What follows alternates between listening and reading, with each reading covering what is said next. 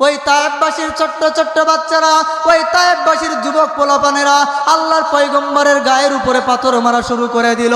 এমন বড় বড় পাথর মারলো, আল্লাহ রসুলের গায়ে যেখানে লাগে ওই জায়গা থেকে রক্ত বেরিয়ে যায়। আল্লাহর পয়গম্বরের দিকে যখন বারবার করে পাথর মারতেছে, আল্লাহর পয়গম্বর জমিনে পড়ে গেলেন। আল্লাহর পয়গম্বর যখন জমিনে পড়ে গেলেন, এবার যায়েদ ইবনে হারেসার গায়েও মারতে শুরু করলেন। এবার যায়েদ ইবনে হারেসার গায়ে যখন পাথর মারে, যায়েদ ইবনে হারেস বলে, নবী আপনার সাথে কালিমার দাওয়াত দেওয়ার জন্য আমার দেখেন কি করতেছে। এবার যায়েদের গা শরীর থেকেও রক্ত বের হয়। এক পর্যায়ে ওই পোলাপানরা যখন চলে যায়, এবার তায়েফবাসীর কথা শুনিয়া আল্লাহর পয়গম্বর বলে, যায়েদ তুমি কোথায়? যায়েদ কান্না মাখা মলিন মাখা চেহারা নিয়ে বলে, হুজুর এই তো আমি জমিনের মধ্যে ফেলানো আছে। আল্লাহর পয়গম্বর ডাক দিয়ে বলে, যায়েদ এবার তোমার হাতটা তুমি একটু উঠে দাঁড়াও, কষ্ট হলেও। যায়েদ উঠে দাঁড়ালেন। রাসূলের হাত মুবারক যায়েদের কাঁধের উপরে দিয়ে বললেন, যায়েদ রে চলো আমরা এবার এখান থেকে চলে যাই, আমরা এবার এখান থেকে চলে যাই। আল্লাহর পয়গম্বরকে ওই মক্কার পোলাপানরা, ওই মক্কার যুবকরা এবার জোরে জোরে পাথর মারার জন্য আবারও চেষ্টা করতেছে। 1 মাইল নয়, 2 মাইল নয়, দীর্ঘ 5 মাইল পর্যন্ত আল্লাহর পিছনে আল্লাহর পয়গম্বরকে তাড়ানোর জন্য পাথর নিক্ষেপ করতেছে।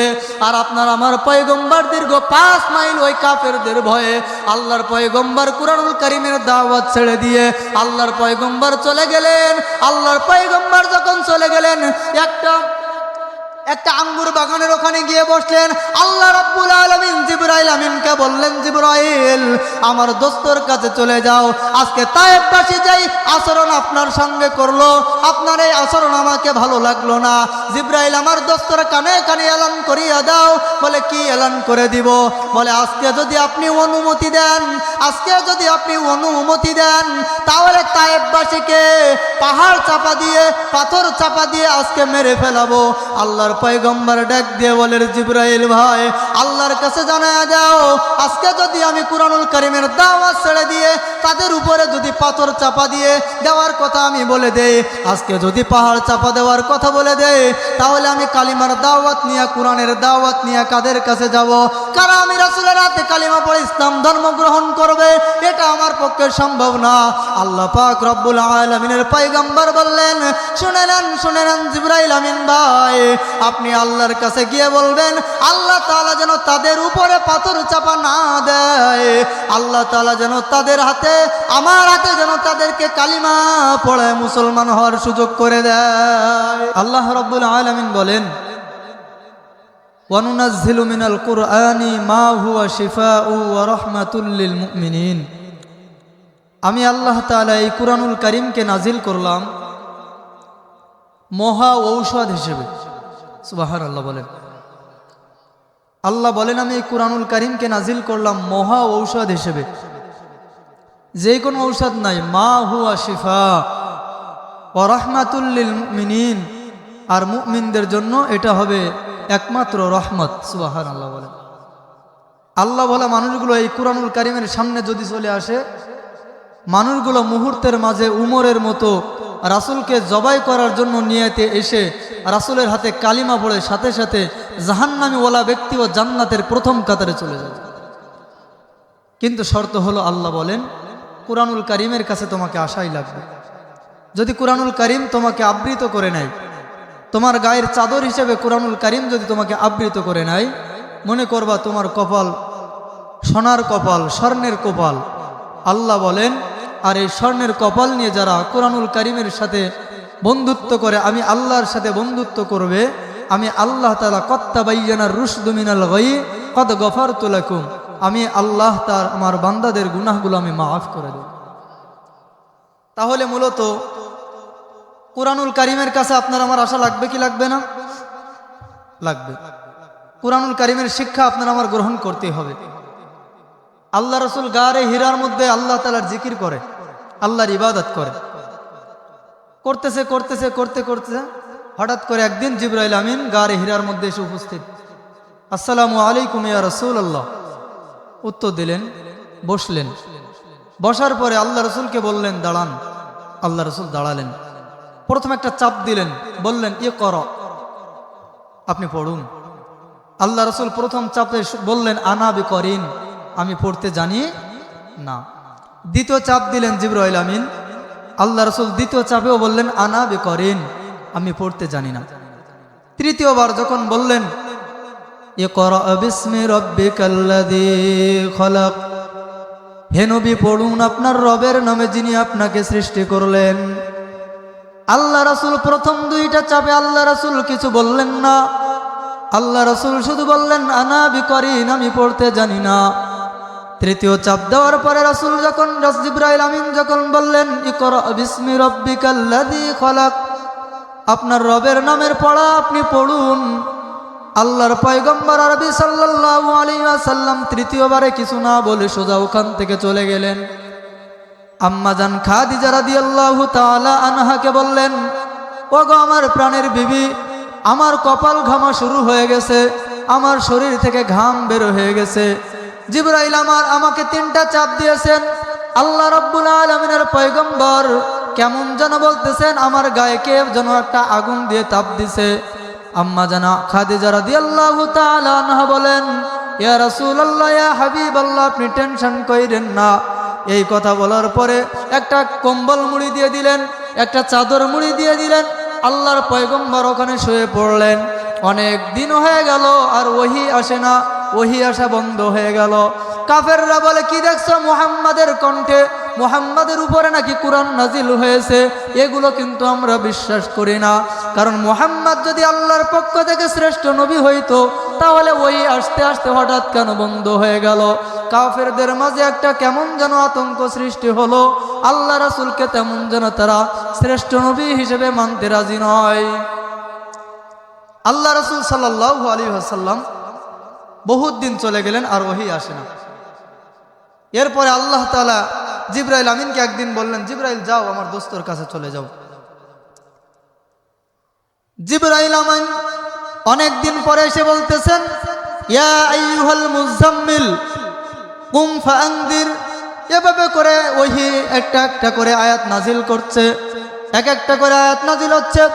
জিবরাইল আমিন আলাইহিস সালাম ওহী নাজিল করার পরে আল্লাহর পয়গম্বর নবী সাল্লাল্লাহু আলাইহি ওয়াসাল্লাম এবার একটা মনের মধ্যে আনন্দ সৃষ্টি হইল। আর কাফেরদের বলতেছে, ও কাফের সম্প্রদায়, তাকায় দেখো, তোমরা এতদিন পর্যন্ত যে আমার উপরে মিথ্যা আরোপ করতেছিলে, এই মিথ্যা আরোপের জন্য আমার আল্লাহ তাআলা কুরআনুল কারীমের কয়েকটা আয়াত নাজিল করছে।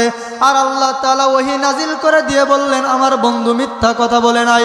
আমার বন্ধুর উপরে যে কুরআনুল কারীম নাজিল করে দিলাম, এই কুরআনুল কারীম আমি মূলত আমি আল্লাহর পক্ষ থেকে একটা দামি কিতাব। বলেন সুবহানাল্লাহ। প্রিয় আল্লাহর বান্দারা, তাহলে বোঝা গেল তৃতীয় নাম্বার চাপ দিয়ে বললেন ইকরা বিসমি রাব্বিকাল্লাযী খলাক, আপনার রবের নামের পড়া আপনি পড়ুন। বলে কেমন কিতাব আল্লাহ নাজিল করলেন, যেই কুরআনুল কারীমের শিক্ষার কথা আল্লাহ নিজেই বলে দিলেন। আল্লাহ রাব্বুল আলামিন পরবর্তী একটা আয়াত নাজিল করে দিয়ে বলেন, ওয়া নুনাজ্জিলু মিনাল কুরআন মা হুয়া শিফাউ ওয়া রাহমাতুল লিল মুমিনিন।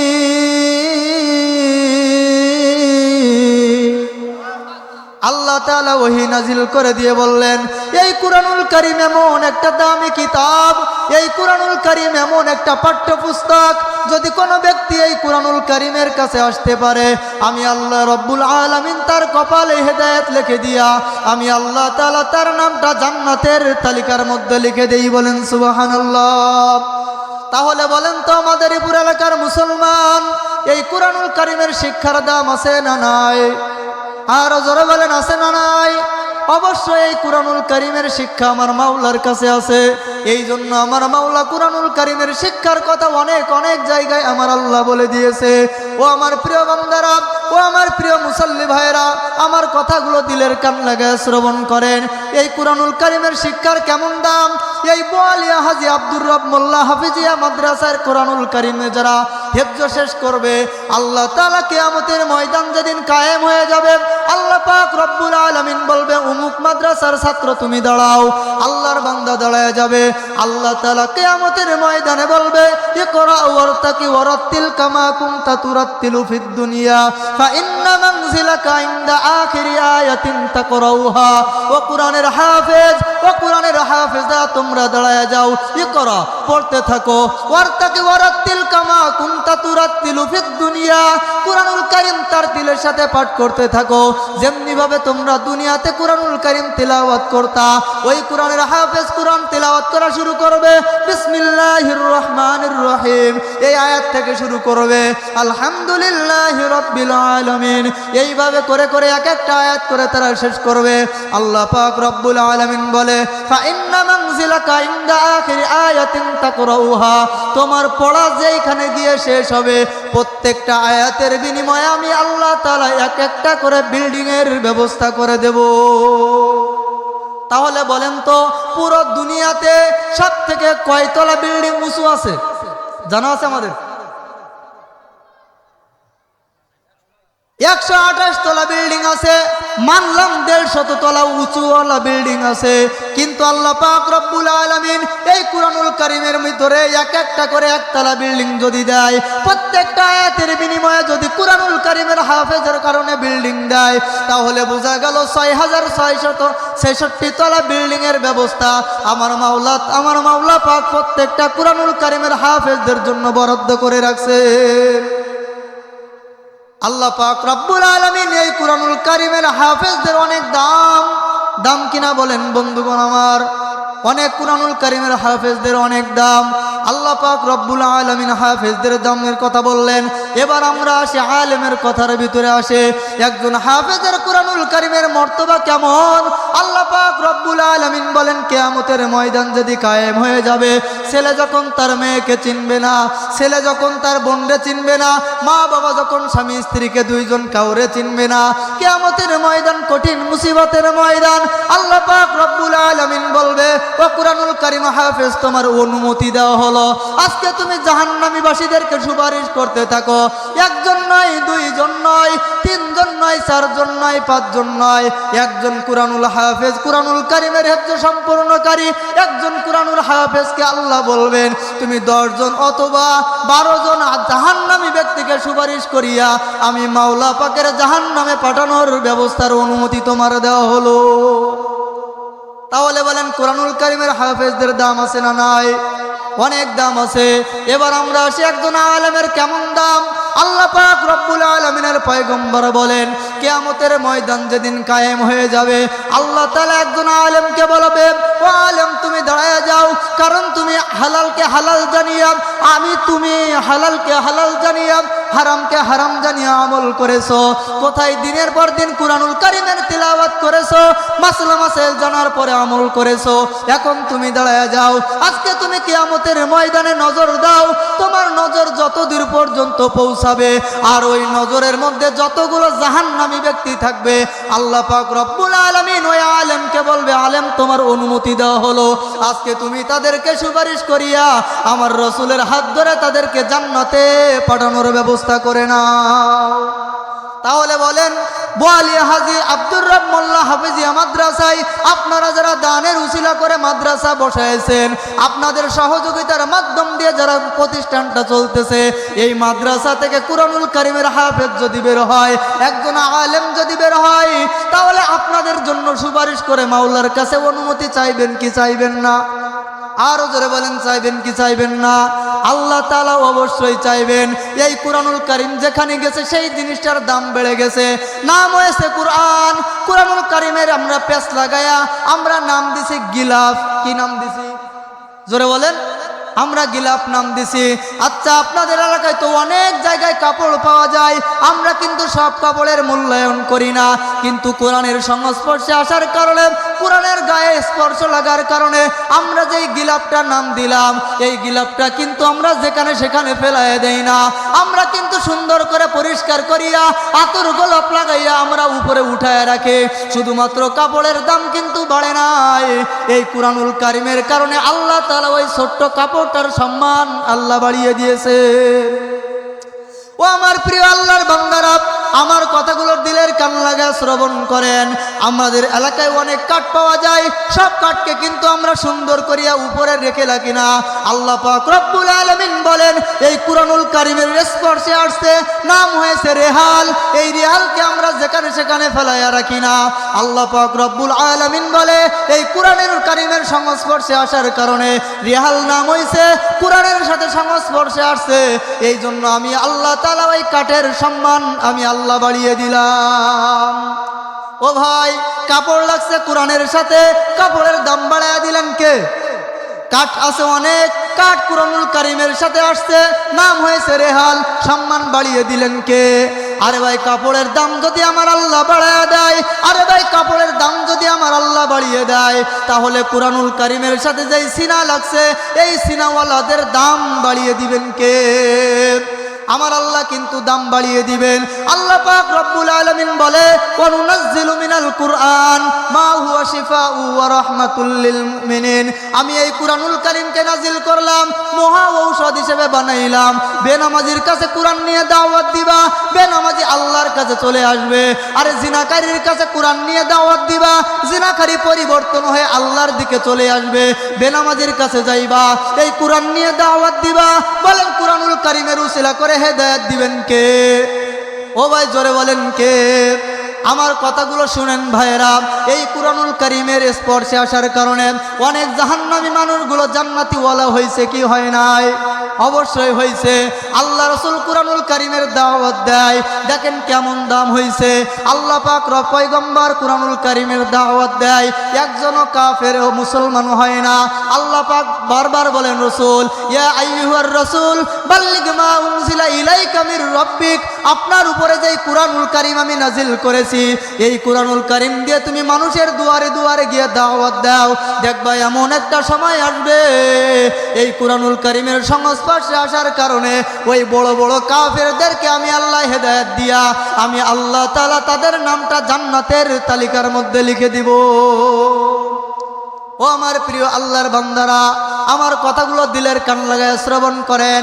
আল্লাহ পাক রব্বুল আলামিন তার পয়গম্বরকে বলেন ইয়া আইয়ুহার রাসূল, হে আমার পয়গম্বর, বাল্লিগ মা উনজিলা ইলাইকা মির রাব্বিক, আপনি কুরআন নিয়ে মানুষের দুয়ারে দুয়ারে গিয়ে দাওয়াত দেন। আল্লাহর পয়গম্বর কুরআনুল কারীম দিয়ে দাওয়াত দেয়, কিন্তু একদিন কাহিনী ঘটে গেল। আল্লাহর পয়গম্বর কুরআনুল কারীমের একটা আয়াত নিয়ে দাওয়াত দিচ্ছেন। রাসূলের একজন চাচা ছিল, তার নাম হলো আবু লাহাব। নাম শুনছেন? নাম শুনছেন? কারা কারা শুনছেন হাত উঁচু করেন, হাত নামান। রাসূলের একজন চাচা ছিল, নাম তার ছিল আবু লাহাব। আল্লাহর পয়গম্বর একদিন বললেন, চাচা, আল্লাহ আমার নবী হিসেবে বানাইছেন, আল্লাহ আমার শ্রেষ্ঠত্ব কিতাব দান করছেন, আল্লাহ আমার টপ লেভেলের নবী বানাইছেন, আল্লাহ আপনার কাছে দাওয়াত দেওয়ার কথা বললেন, আমি আসলাম আপনার কাছে দাওয়াত দেওয়ার জন্য, আপনি কালিমা গ্রহণ করুন। আবু লাহাব বলেন, না না, আমি কালিমা গ্রহণ করব না। এবার আল্লাহর পয়গম্বর একদিন সময় নির্ধারণ করে দিয়ে বললেন, চাচা, আমি যদি বলি ওই পাহাড়ের ওপারে কাফেররা আছে, আপনি কি আমার কথা বিশ্বাস করবেন? বলে, হ্যাঁ হ্যাঁ বিশ্বাস করে। আমি যদি বলি পাহাড়ের ওপারে বাঘ আছে, আপনাদেরকে এসে খেয়ে ফেলবে, আপনারা বিশ্বাস করেন? এবার আবু লাহাব বলে, হ্যাঁ হ্যাঁ বিশ্বাস করে। বিশ্বাস করব না কেন? তোমার নাম তো হলো আল আমিন, আমাদের অবশ্যই অবশ্যই বিশ্বাস করা লাগবে। এবার আল্লাহর পয়গম্বর বলেন, আল চাচা, ওই পারে বাঘ আছে, আপনি আমার এই কথাটা বিশ্বাস করলেন, কিন্তু এই কুরআনুল কারীম না মানলে আপনি জাহান্নামী হয়ে যাবেন, এই কথা কেন আপনি বিশ্বাস করলেন না? আবু লাহাব ডাক দিয়ে বলেন, তাব্বান লাকা ইয়া মুহাম্মদ, মুহাম্মদ তুমি ধ্বংস হয়ে যাও, আলী হাজা জামাতানা, এই কুরআনুল কারীমের কথা বলবা এজন্য আমাকে ডাকছো? আল্লাহর পয়গম্বর বলে, আল্লাহ রাসূলের পয়গম্বরের সুন্দর হাসিমাখা চেহারাটা একটু মলিন হয়ে গেল। চলে গেলেন আবু তালেবের কাছে।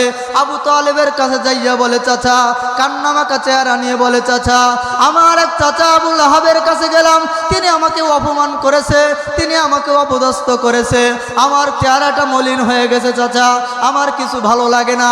আবু তালেব বলে, ভাতিজা, কুরআনুল কারীমের দাওয়াত দিবা, তবে তুমি কুরআনুল কারীমের দাওয়াত সবার কাছে দেওয়ার তোমার দরকার নাই। কুরআনুল কারীম দাওয়াত দেওয়া থেকে তুমি একটু বিরত থাকো। আল্লাহর পয়গম্বর বলে, ও আবু তালেব আমার চাচা, আমাকে কুরআনুল কারীমের দায়িত্ব দিয়েছে। ইয়া আল্লাহ তাআলা বললেন, ইয়া আইয়ুহার রাসূল বাল্লিগ মা উনজিলা ইলাইকা মির রাব্বিক। আমি এই কুরআনুল কারীমের দাওয়াত দেওয়া থেকে বিন্দু পরিমাণ পিছপাও আমি হব না চাচা। আবু তালেব বলে, আচ্ছা ঠিক আছে, তবে তুমি একটু দাওয়াতটা কমায়া দাও। আল্লাহর পয়গম্বর বলে, না না চাচা, আমি এই কুরআনুল কারীমের দাওয়াত দিব। আমি কুরআনুল কারীমের দাওয়াত দিতে গিয়ে আমার যদি তাদের জীবনটা চলে যায় আমি পরোয়া করি না, কুছ নেই হতা, আমি কোনো পরোয়া করি না। আমি অবশ্যই কুরআনুল কারীমের দাওয়াত দিয়ে যাব। আবু তালেব বলে, আচ্ছা ঠিক আছে, তুমি কুরআনুল কারীমের দাওয়াত দিও। এবার মুহাম্মদ নবী বলতেছে, চাচা আমি কুরআনুল কারীম দাওয়াত দেব ঠিক, আপনি কি আমাকে সত্য নবী হিসেবে আপনি বিশ্বাস করেন? সুবহানাল্লাহ। আবু তালেব বলতেছে, হ্যাঁ হ্যাঁ আমি বিশ্বাস করি। বলে, আমি যে শ্রেষ্ঠ নবী এ কথা কি আপনি বিশ্বাস করেন? বলে, হ্যাঁ হ্যাঁ আমি বিশ্বাস করি। বলে, আপনি কোন কারণে বিশ্বাস করেন? বলে, আমি এই জন্যই বিশ্বাস করি, আমার রব যেদিন আপনাকে দুনিয়াতে নাজিল করলো, ও ভাতিজা শুনে রাখো, মুহাম্মদ আমার মাওলা যখন তোমার দুনিয়াতে আগমন ঘটাইলো, আম্মাজান আমিনার পেটে যখন তোমার দিল, তুমি যখন যেই সময় দুনিয়াতে পদার্পণ করছো, যেদিন তুমি দুনিয়াতে আগমন করছো, ওই দিন আমরা দেখতেছিলাম যে কোনো বাচ্চা যদি কোনো মায়ের রেহেম থেকে দুনিয়াতে আসে, তার গায়ের মধ্যে ময়লা আবর্জনা একটা কেমন যেন গন্ধ খায়। কিন্তু তুমি নবী মুহাম্মদ এমন একজন নবী, তোমার গায়ে থেকে বিন্দু পরিমাণ গন্ধ আসবে তো দূরের কথা, কেমন যেন তোমার রব যেন তোমাকে মেশকো আম্বারা দিয়ে প্যাকেট করিয়া তারপর দুনিয়াতে পাঠিয়ে দিয়েছিলেন। এরপরে বললেন নবীজি, ও আবু তালেব আমার চাচা, আপনি কোন কারণে আবার আমারে বিশ্বাস করলেন আমি সর্বশ্রেষ্ঠ নবী? আবু তালেব ডাক দিয়ে বলে, ও আমার ভাতিজা, তুমি যেহেতু আজকে শুনতে চাইতেছো, আমি তোমারে আজকে বলতেছি শুনো, কেন তোমাকে আমি বিশ্বাস করে, কেন তোমার রব তোমার শ্রেষ্ঠ নবী হিসেবে বানাইছে। আরে দুনিয়ার কোনো মানুষ যদি মায়ের রেহেম থেকে দুনিয়াতে আসে, কেমন যেন তার মুসলমানি করা লাগে, দুনিয়াতে আসার পরে খতনা করা লাগে, মুসলমান করা লাগে। নাকি আপনাদের এলাকায় মুসলমানি হয়ে দুনিয়া আসে নাকি? না না, আসে না। আবু তালেব ডাক দিয়ে বলে, মুহাম্মদ আল্লাহ তাআলা তোমার এমন একজন শ্রেষ্ঠ নবী হিসেবে বানাইছে, মাখতুনান মাখতুআস সুররা, যেদিন তুমি দুনিয়াতে আগমন করেছিলে তোমার মায়ের পেট থেকে কে যেন মাখতুনান মাখতুআস সুররা, কে যেন তোমার মায়ের রেহেম থেকে তোমাকে মুসলমানি করাইয়া তারপরে আল্লাহ দুনিয়াতে পাঠিয়ে দিয়েছিলেন। ও চাচা, আর কোন কারণে আমার শ্রেষ্ঠ নবী আপনাকে মনে হয়? তখন আবু তালেব ডাক দিয়ে বলে, রে ভাতিজা, তুমি বারবার কেন জিজ্ঞাসা করছো? বলে, চাচা আমার প্রশ্ন করার সময় আসছে, আপনি আমার জবাব দেন। আবু তালেব ডাক দিয়ে বলে, ভাতিজা তুমি যেদিন দুনিয়াতে আগমন করেছিলে, আমি সেই দিন আমি তোমার বাইরে ছিলাম, ঘরের বাইরে ছিলাম, তো আমি তাকায় তাকায় দেখি নাই, তবে আমি শুনছিলাম, এরপর আমি নিজেও দেখছিলাম। তুমি যেদিন তুমি যখন দুনিয়াতে আসছিলে, সুবে সাদিকের সময় আসছিলে, সকাল যায় বিকাল যায়, আবার রাত্র যখন চলিয়ে আসে, আমি তাকায় দেখলাম তোমার একটা দোলনার উপরে তোমার মা আমিনা তোমারে শোয়াইয়া দিয়েছিল, আব্দুল মুত্তালিব তোমারে শোয়াই দিয়েছিল। কিন্তু আমি তাকায় তাকায় দেখছিলাম, সন্ধ্যা যখন হয়ে গেল, রাত্র যখন গভীর হয়ে গেল, ওই যে আকাশে চন্দ্র দেখছো, ওই চন্দ্রগুলো তাকায় দেখি তুমি জমিনের ভিতরে দোলনার উপরে বসে বসে তুমি কেমন যেন নড়াচড়া করো, আসমানের দিকে হাত উঠাইয়া নড়াচড়া করো, আসমানের দিকে পা উঠাইয়া নড়াচড়া করো। আর ওই আসমান থেকে ওই চন্দ্র দেখলাম তোমার মাথার উপরে আসিয়া তোমার হাত আর পায়ের ইশারা অনুযায়ী আসমানের চন্দ্র পর্যন্ত তোমার হাতের ইশারায় দুলতেছে। বলেন সুবহানাল্লাহ। এবার পয়গম্বরের কথা শুনলেন। এই কথা শোনার পরে আল্লাহর পয়গম্বর চলে গেলেন কালিমার দাওয়াত দেওয়ার জন্য। কিন্তু কেউ কালিমা পড়ে ইসলাম ধর্ম গ্রহণ করেন না। কি করে না? ইসলাম ধর্ম গ্রহণ করে না। আল্লাহর পয়গম্বর খাদিজার এবার কয়েক বছর পরে আল্লাহর পয়গম্বরের এই যে চাচা আবু তালেবের ইন্তেকাল হয়ে গেল। খাদিজার কাছে ডাক দিয়ে বলে, খাদিজা আপনার আমার বিবাহ পড়াইছিল তো আবু তালেব আমার চাচা, তারও তো ইন্তেকাল হয়ে গেল। এই কথা বলার পরে খাদিজাকে বলতেছেন, খাদিজা তুমি আমার সুখের দিনের বিবি, ও খাদিজা তুমি আমার কষ্টের দিনেরও বিবি। এই কথা সুখ দুঃখের কথা খাদিজার সঙ্গে বলে। খাদিজার ওই ইন্তেকাল হয়ে গেল। আর রাসূলের একজন পালক পুত্র ছিল যায়েদ ইবনে হারেসা। আল্লাহর পয়গম্বর দেখলেন যখন কালিমা পড়ে কেউ মুসলমান হয় না, আল্লাহর পয়গম্বর তায়েফের উদ্দেশ্য বললেন, এবার যদি আমি তায়েফবাসীকে আমি যদি কোরআনের কথা বলি আর তায়েফবাসী যদি আজকে আমার হাতে কালিমা পড়ে মুসলমান হয় তাহলে আমি এই কুরআনুল কারীমের কথা আমি আমার মাওলাকে বলতে পারবো। মাওলা, আপনি তো বলেছিলেন ইয়া আইয়ুহার রাসূল বাল্লিগ মা উনজিলা ইলাইকা মির রাব্বিক, আমি তোমার উপরে কুরআনুল কারীম নাজিল করেছে, এই কুরআনুল কারীমের দাওয়াত তুমি মানুষের দুয়ারে দুয়ারে পৌঁছায় দাও, ছোট্ট বাচ্চার কাছে পৌঁছায় দাও। ছোট্ট বাচ্চা শ্রেষ্ঠ বাচ্চায় পরিণত হয়ে যাবে। আরে আমার নবী, তুমি যদি এই কুরআনুল কারীমের দাওয়াত যদি যুবক ভাইদের কাছে দাও, ওই যুবক যে কোনো যুবক থাকবে না, ওই যুবক শ্রেষ্ঠ যুবকে পরিণত হয়ে যাবে। সুবহানাল্লাহ, জোরে বলবেন না? আল্লাহর পয়গম্বর মনে বড় আশা নিয়ে যায়েদ ইবনে হারেসাকে নিয়ে রওনা দিলেন তায়েফের উদ্দেশ্যে। আল্লাহর পয়গম্বর চলে গেলেন তায়েফবাসীকে দাওয়াত দেওয়ার জন্য। প্রতিমধ্যে তিনজন টপ লেভেলের কাফেরের সাথে দেখা হয়ে গেল। এক নম্বরের নাম ছিল উয়াইনা, দুই নম্বরের নাম ছিল আকরাম, তিনজনের নাম ছিল নাসর। এই তিনজনকে পথে পাওয়ার পরে আল্লাহর পয়গম্বর বলে, ও টপ লেভেলের কাফেরেরা, আমার রব আমার উপরে কুরআনুল কারীম নাজিল করেছে, এই কুরআনুল কারীমের দাওয়াত দেওয়ার জন্য আপনাদের কাছে আসছে। আপনারা স্বীকার করেন যে কোনো মানুষ কিন্তু এমনিতেই আসতে পারে না, আমার রব তোমাদেরকে পাঠাইছে, আমার শ্রেষ্ঠ নবী হিসেবে আমার আল্লাহ পাঠাইছে। আপনারা ইসলাম ধর্ম গ্রহণ করুন, আপনারা আমার কোরআনকে গ্রহণ করুন, কালিমা পড়ে ইসলাম ধর্ম গ্রহণ করুন। এবার ওয়াইনা ডাক দিয়ে বলে, আরে মুহাম্মদ, আমার মনে সন্দেহ হয় ওই মক্কার জমিনে ধনী ধনী পরিবারের সুন্দর সুন্দর যুবক থাকার পরেও আল্লাহ তাদেরকে নবী বানাইলেন না। মুহাম্মদ তোমারে কেন নবী বানাইলো? আল্লাহ মনে হয় ভুল করছে। নাউজুবিল্লাহ বলবেন না? আরো জোরে বলেন নাউজুবিল্লাহ। এই কথা বলার পরে আল্লাহ রাসূলের চেহারাটা মলিন হয়ে গেল। এবার আকরামের কাছে গিয়ে বলতেছেন, ও আকরাম ভাই, আল্লাহ তাআলা আমারে শ্রেষ্ঠ নবী কোরআন দান করলেন, আমাকে শ্রেষ্ঠ নবী হিসেবে পাঠাইলেন, এই কোরআন দিয়ে দাওয়াত দিলাম, ইসলামের ছায়া তলে আসুন, শান্তি পাইবা। এবার আকরাম ডাক দিয়ে বলে, ও মুহাম্মদ, তুমি যেই গোত্রের মধ্যে থেকে আসছো ওই গোত্রের লোকদের সাথে আমার কথা হয়েছে, ওই এলাকার মানুষগুলো তোমারে দূর দূর করিয়ে তাড়ায় দিয়েছে, তাই বলে তুমি তায়েফে চলে আসছো, আমাদের কাছে কালিমার দাওয়াত দিয়ে কোনো আপনার লাভ নাই, আপনি চলে যান। এবার তৃতীয় জন নাসরের কাছে আল্লাহর পয়গম্বর কুরআনুল কারীমের দাওয়াত দিলেন। নাসর ডাক দিয়ে বলে, এরে মুহাম্মদ, তুমি এত বড় মিথ্যাবাদী, তুমি শুধু মিথ্যাবাদী নও, তুমি হইলা মাজনুন, তুমি হইলা পাগল, তুমি আমাদের কাছে কোরআনের দাওয়াত নিয়ে কেন আসলা? যাও যাও, চলে যাও, তুমি যেখান থেকে আসছো সেখান থেকে চলে যাও। এবার বুঝেন ভাই, এই কুরআনুল কারীমের দাওয়াত আল্লাহর পয়গম্বর কি পরিমাণ কষ্ট করছে, এই কোরআনের দাওয়াত মানুষের কাছে পৌঁছায় দেওয়ার জন্য আল্লাহর পয়গম্বর কেমন করছে। আল্লাহ পাক রব্বুল আলামিনের পয়গম্বর এবার তায়েফবাসীর ওখান থেকে বারবার যখন হেদায়েত পায় না, আল্লাহর পয়গম্বর বিভীষিকাময় হয়ে যায়, আল্লাহর পয়গম্বরের সুদর্শন চেহারাটা কেমন যেন একটা মলিন হয়ে যায়।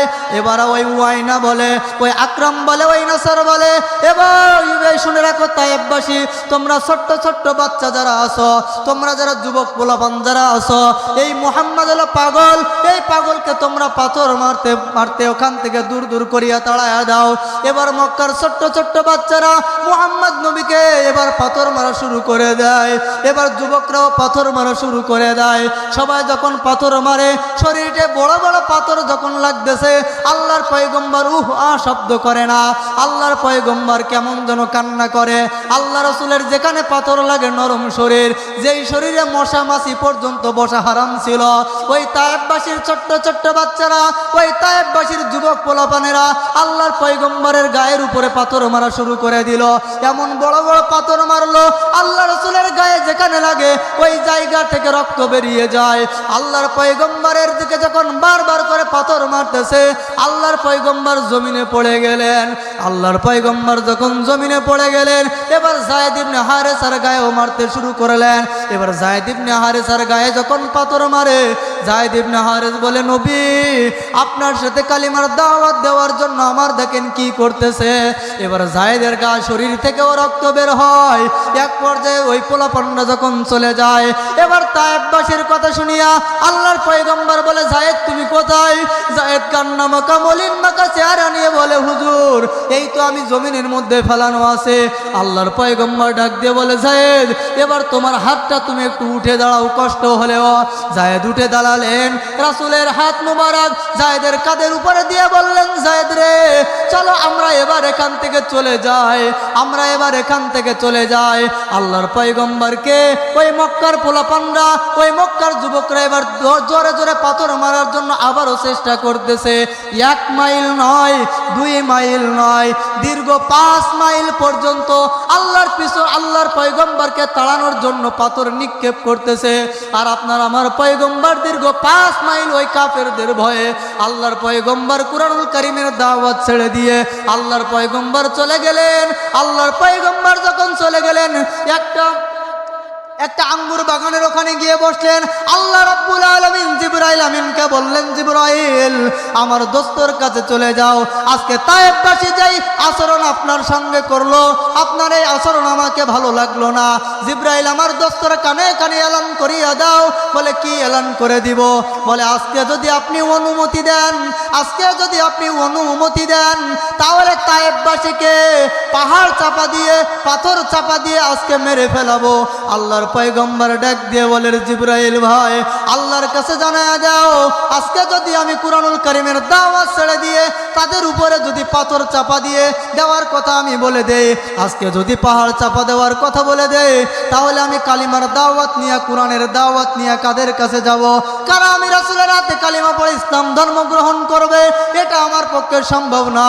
আল্লাহ পাক রব্বুল আলামিনের পয়গম্বর বললেন, শুনে নেন জিবরাইল আমিন ভাই, আপনি আল্লাহর কাছে গিয়ে বলবেন আল্লাহ তাআলা যেন তাদের উপরে পাথর চাপা না দেয়, আল্লাহ তাআলা যেন তাদের হাতে, আমার হাতে যেন তাদেরকে কালিমা পড়ে মুসলমান হওয়ার সুযোগ করে দেয়। আল্লাহ তাআলা এই কুরআনুল কারীম তার পয়গম্বরের উপরে নাজিল করলেন। আর এই কুরআনুল কারীমের দাওয়াত দিতে গিয়ে আল্লাহর পয়গম্বর কি পরিমাণ কষ্ট করলেন, বারবার কাফেরের হাতে আঘাত করলেন। এবার দেখেন তায়েববাসীর কি হইল, পাথর যখন মারতেছে বারবার করিয়া, আল্লাহ রাসূলের গা দিয়ে রক্ত বের হচ্ছে। এবার রক্ত বের হতে হতে গিয়ে আল্লাহ রাসূল যেই জুতা মুবারক পায়ে দিয়েছিল, ওই পায়ের সাথে রক্তের লেগে জুতার সাথে আটকায় গেছে। আল্লাহু আকবার বলেন। এবার যখন ভাই আটকায় গেছে, জিবরাইল আমিন বলে, ভাই ও আমার আল্লাহর পয়গম্বর মুহাম্মদ আপনি বদদুয়া করে দেন। আল্লাহ রাব্বুল আলামিনের পয়গম্বর বলে, জিবরাইল ভাই আজকে যদি আমি বদদুয়া দেই তাহলে আমার আল্লাহর কাছে আমি কি জবাব দিব?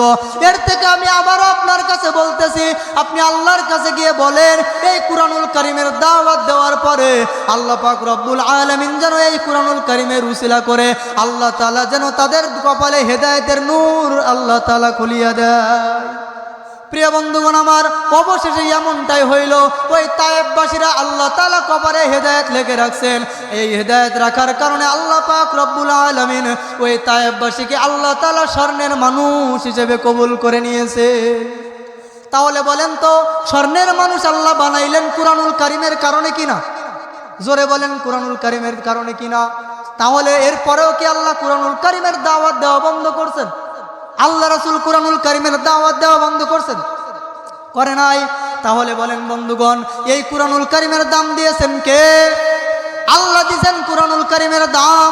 আর যাদের গায়ে এই কুরআনুল কারীম রাখছে, আল্লাহ তাআলা বলেন আমি আল্লাহ তাআলা তাদের সম্মান দ্বিগুণ বাড়ায়া দিলাম।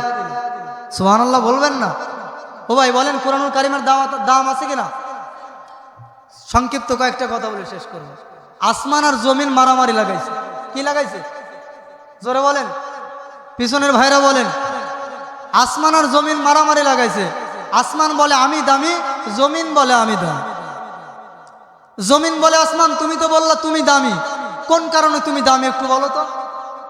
এবার আসমান বলতেছে আল্লাহ তাআলা আমার উপরে লাউহে মাহফুজ রাখছে। সুবহানাল্লাহ বলেন। জমিন বলতেছে তো ও আসমান তোমার উপরে কয়টা লাউহে মাহফুজ আছে? আসমান বলে একটা লাউহে মাহফুজ আছে। কয়টা? জোরে বলেন। আর আমি জমিনের মধ্যে একটা লাউহে মাহফুজ নয়, এই বোয়ালিয়া হাজী আব্দুর রব মোল্লা হাফিজিয়া মাদ্রাসার মধ্যেও কমপক্ষে 10 থেকে 15 জন জীবন্ত লাউহে মাহফুজ আমার আল্লাহ সংরক্ষণ করে রাখছে। ও আসমান, তুমি লাউহে মাহফুজ তো তোমার কাছে একটা, আমার কাছে কোটি কোটি কুরআনুল কারীমের হাফেজে লাউহে জীবন্ত লাউহে মাহফুজ আমার আল্লাহ সংরক্ষণ করে রাখছে। বলেন এ কথা কি আপনাদের বিশ্বাস হয়? অবশ্যই আছে। দেখেন না, পৃথিবীর যেখানে সেখানে কুরআনুল কারীমের হাফেজদের আল্লাহ তাআলা সম্মান বাড়িয়ে দিয়েছেন। এই কয়েকদিন গত শুক্রবার মারা গেল হাদি, শরীফ উসমান হাদি নামক এক আল্লাহর বান্দা। জানতে পারলাম আল্লাহর বান্দা নির্বাচনে দাঁড়িয়েছিলেন, কিন্তু আল্লাহর বান্দা কুরআনুল কারীমের হাফেজ ছিলেন। সুবহানাল্লাহ বলবেন না? কুরআনুল কারীমের হাফেজ ছিলেন শরীফ উসমান হাদি। এই জন্য দেখেন নাই কত আল্লাহর বান্দারা মারা যায়, জানা যায় 15-20 জন লোক হয় না। আর শরীফ উসমান হাদি মারা গেলেন, ঢাকার বুকে লক্ষ লক্ষ মানুষ জানাজার জন্য সারা বাংলাদেশ থেকে ছুটে গেলেন। বলেন সুবহানাল্লাহ। এটাই হলো জীবন্ত লাউহে মাহফুজে আল্লাহ তাআলার সম্মান। যদি আগুন লেগে ধ্বংস হয়ে যায় পৃথিবীর সব বইয়ের দোকান, তবু বিশ্ব থেকে হারাবে না পবিত্র কোরআন। বলেন ঠিক কিনা? যদি আগুন লাগে ধ্বংস হয় পৃথিবীর সব বইয়ের দোকান, তবু বিশ্ব থেকে হারাবে না পবিত্র কোরআন। করবে কেমন করে আগুন ধ্বংস?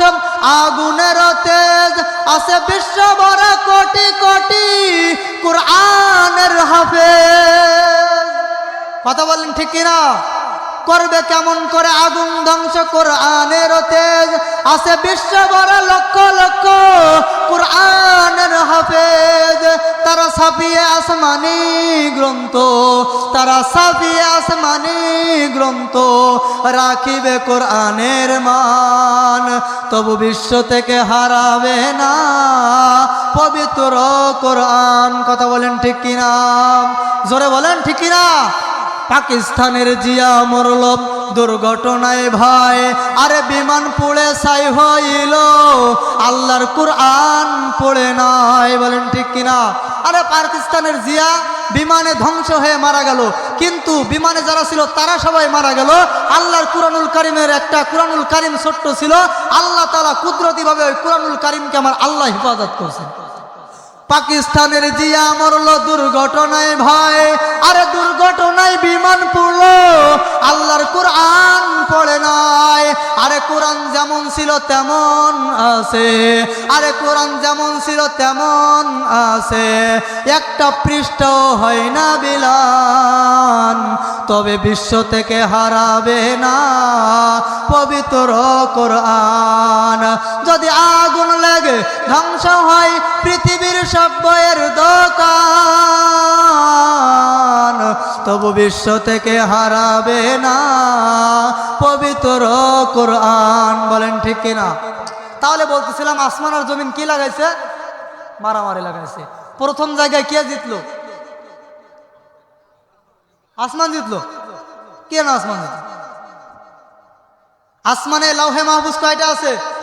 আর জমিনের ভিতরে লক্ষ লক্ষ কোটি কোটি কুরআনুল কারীমের হাফেজ আছে কিনা? আছে। দ্বিতীয় নাম্বার আসমান প্রশ্ন করলো আমি শ্রেষ্ঠ। বলে কেন শ্রেষ্ঠ? বলে আল্লাহ আমার ভিতরে জান্নাত রাখছে। কি রাখছে? বলে আল্লাহ আমার ভিতরে জান্নাত রাখছে। এবার জমিন বলে আল্লাহ তো তোমার ভিতরে জান্নাত রাখছে, তো জান্নাতটা একটু দেখান তো। আসমান দেখাইতে পারে না। বলে জান্নাত আছে, এটা তো আমরাও বিশ্বাস করি, কিন্তু আসমানে কি করতে পারে না? দেখাইতে পারে না। জমিন কয় ওরে আসমান তুমি কি নিয়ে বড়াই করো?